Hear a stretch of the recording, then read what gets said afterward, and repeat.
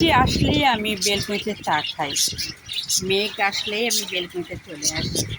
আর আমার বৃষ্টি চলে আসছে, আমি অলরেডি আমার বেলকুনিতে চা নিয়ে চলে আসছি। এই দেখুন, এই উষ্ণ গরম চা, তার সাথে বৃষ্টির শব্দ, তার সঙ্গে দেখুন কালো মেঘ। কেমন পরিবেশটা বলেন তো? আমার বেলকনিতে তখন পরিবেশটা অনেক সুন্দর হয়। আর আমি সেই সৌন্দর্য নিয়েই আমি চলে আসছি আমার বেলকনিতে। দেখুন কী পরিমাণ বৃষ্টি চলে আসছে। আর বৃষ্টির শব্দ তো অবশ্যই আপনারা শুনতে পাচ্ছেন। তার সঙ্গে মেঘটাও দেখুন কীভাবে কালো হয়ে সেজেছে।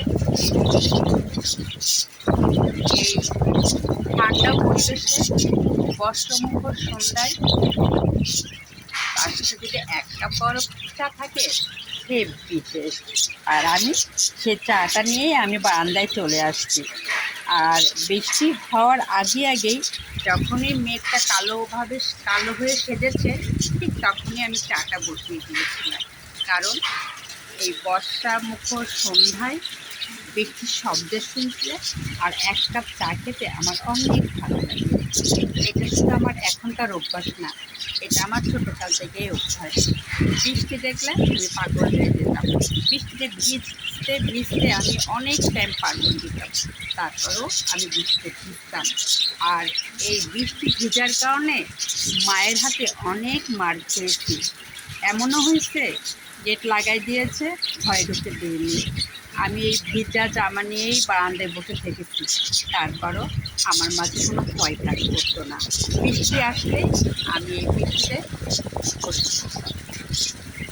আর সেইগুলো মনে করে আমি চলে আসি আমার বেলকনিতে এক কাপ চা নিয়ে। কারণ মেঘ করলে, বৃষ্টি হলে আমাকে টানে। আমার ছোটোবেলা থেকে অভ্যাস ছিল যে বৃষ্টি দেখলে আর মেঘ দেখলে আমার খুব ভালো লাগতো। এই মেঘলা পরিবেশে বিদ্যুৎ চমকানিতে অনেকেই ঘরে চলে যেত। আর আমি কী করতাম? হাঁটতে আমার ভালো লাগতো রাস্তায়। এই জন্য মায়ের হাতে অনেক বকুনি খেয়েছি, মার খেয়েছি। কারণ আমার ভালো লাগাকে মা অনেক সময় আটকাইতে এসেছে। আমি কিন্তু ওটা করতে দিতাম। আমি তার আগের প্রসেসিং করে ফেলতাম যে বৃষ্টি আসছে, আমি বাইরে গোসল করবো, আর নাহলে বিকাল হলে আমি হেঁটে বেড়াবো। হয়তো বিকালে ভিজতাম না, যেমন এখন এক কাপ চা নিয়ে আসছি, দাঁড়িয়ে দাঁড়িয়ে আমি বৃষ্টিটা দেখছি আর আকাশের দিকে তাকিয়ে আবহাওয়াটা দেখছি, অনেক ভালো লাগছে। ঠিক তখনও হয়তো চা নিয়ে হাঁটতাম না, এমনিতেই আরেক বান্ধবীকে নিয়ে রাস্তায় হাঁটতাম, অনেক ভালো লাগতো।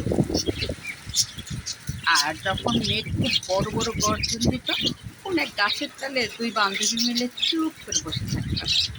কারণ আমার একটা ঘনিষ্ঠ বান্ধবী ছিল, ওর সঙ্গে আমার তেমন এখন যোগাযোগ নেই।